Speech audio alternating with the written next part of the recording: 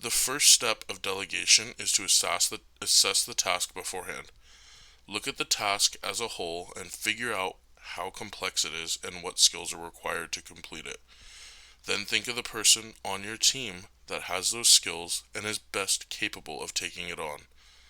Assessing tasks before delegating ensures that not only are you assigning the right task to the right person, but it's going to help you understand the level of complexity of the task and the skills required to complete it successfully.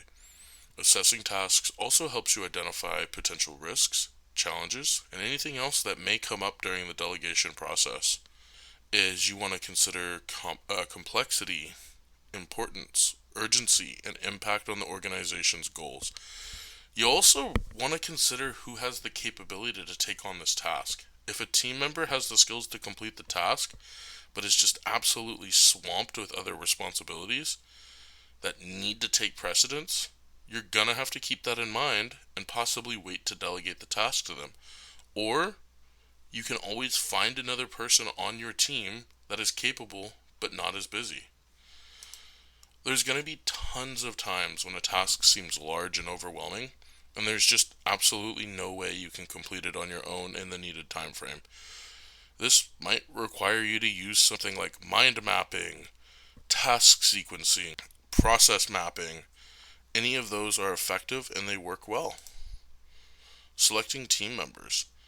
Factors to consider when selecting team members to delegate to. When selecting team members, consider their skills, their experience, workload and availability, and their development needs. You may also consider their motivation and interest in the task. Skills and competencies required for successful delegation. It requires skills such as communication, problem solving, time management, decision making, and leadership. Team members must also be competent in the skills required to complete the delegated task. Some strategies for identifying and developing team member skills. You can identify your team's skills through training, coaching, mentoring, job rotation, and job enrichment. There are some expectations when it comes to communication. The importance of clear communication and delegation. Clear communication helps ensure that team members understand the task expectations and deadlines. It also helps prevent misunderstandings and conflicts that can arise from poor communication. Techniques for setting clear expectations for delegated tasks include providing written instructions, setting deadlines, establishing performance metrics, and providing feedback. Tips for avoiding misunderstandings. There are some common barriers to communication. Some of those are fear of losing control. Sometimes managers can feel that if they delegate too much of their job, they're going to lose outcome of the quality or just overall the control of the work.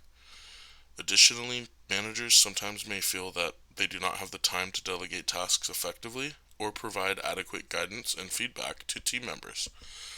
Additionally, managers and team members may lack the skills or knowledge to effectively delegate to each other, or they may not know how to provide clear instructions or how to seek information that they need. To overcome these barriers, leaders can use the following tips. Build trust in your team. Recognize great work, give feedback, and reward the good work. Communicate clearly and honestly. Let your team participate in decisions. Communicating effectively is critical for effective delegation. Managers should ensure that team members understand the task, expectations, and timeline. They should also provide regular feedback and be available to answer questions. Empowering your team members. Managers should empower team members by giving them the resources and authority they need to complete tasks.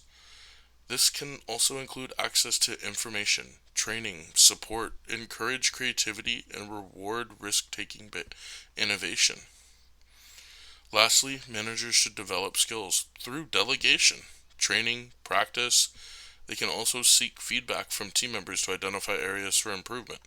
Lastly, mission style instructions. You can't just say, "Hey, can you take care of this for me?"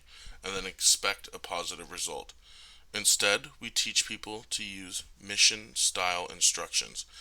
This is critical to Array. The sentence we want everyone to remember is, by this date, get this thing done to this level of quality in order to achieve this outcome.